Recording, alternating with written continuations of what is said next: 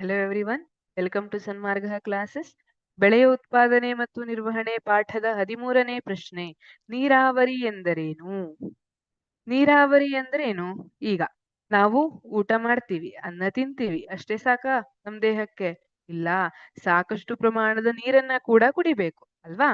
ಅದೇ ರೀತಿ ಸಸ್ಯಗಳಿಗೂ ನಾನು ಮಣ್ಣನ್ನ ಹಾಕ್ದೆ, ಗೊಬ್ಬರ ಹಾಕ್ದೆ ಮುಗಿಯೋದಿಲ್ಲ. ಸಸ್ಯಗಳಿಗೂ ನೀರಿನ ಅವಶ್ಯಕತೆ ಇರ್ತದೆ.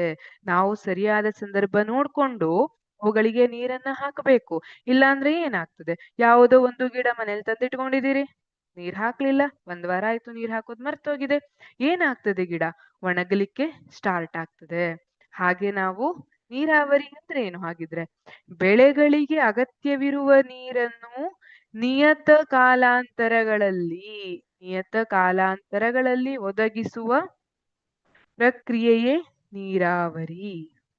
ನೋಡಿ, ಇಲ್ಲಿ ನಾವು ನಿಯತ ಕಾಲಾಂತರಗಳಲ್ಲಿ ಅನ್ನೋದು ಮುಖ್ಯವಾಗಿರ್ತದೆ. ನೀರಿದೆ, ತೋಟದಲ್ಲಿ ನೀರಿದೆ, ಬಾವಿಯಲ್ಲಿ ನೀರಿದೆ ಅಂತ ಇದ್ದಷ್ಟು ನೀರು ತಗೊಂಡೋಗಿ ಬೆಳೆಗಳಿಗೆ ಹಾಕಿದ್ರೆ ಬೆಳೆಗಳು ಅದನ್ನ ಸಹಿಸ್ಕೊಳ್ಳೋದಿಲ್ಲ. ಹಾಗಾಗಿ ಎಷ್ಟು ಅವಶ್ಯಕತೆ ಇರ್ತದೆ ಅಷ್ಟೇ ನೀರನ್ನ ಹಾಕ್ಬೇಕು. ಒಂದಿಷ್ಟು ಕಾಲಾಂತರದಲ್ಲಿ ಹಾಕ್ಬೇಕು. ಇವತ್ತು 1 ಕೊಡ ನೀರು ಹೊಯ್ದೆ, ನಾಳೆನೂ ತಗೊಬಂದು 1 ಕೊಡ ನೀರು ಹೊಯ್ಯುವುದಲ್ಲ.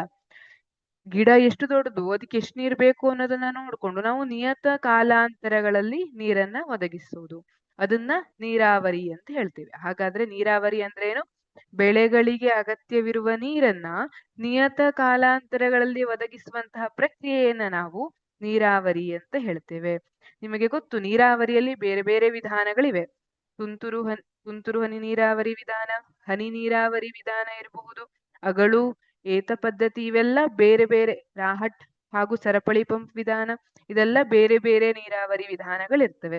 ಬೆಳೆಗಳಿಗೆ ಹಾಗೆ ಜಮೀನಿಗೆ ಅನುಗುಣವಾಗಿ ಯಾವ ನೀರಾವರಿ ವಿಧಾನವನ್ನ ಬಳಸಿಕೊಳ್ಳಬೇಕು ಅನ್ನೋದು ಅವಲಂಬಿಸಿರ್ತದೆ. Thank you.